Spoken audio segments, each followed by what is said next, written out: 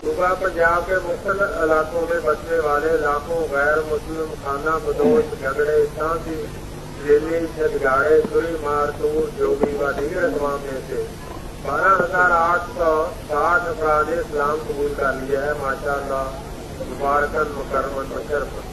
बाकी ईमानदार रफ्ता रफ्ता तेजी से इस्लाम कबूल कर रहे हैं माशाअल्लाह।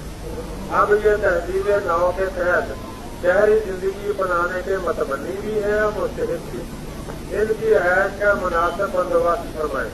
जब तक ऐसा बंदोबस्त नहीं हो जाता, जहाँ यहाँ ये डेरे जमाए हुए हैं वहीं रहने दिया जाए, उतने पर मजबूर न किया जाए।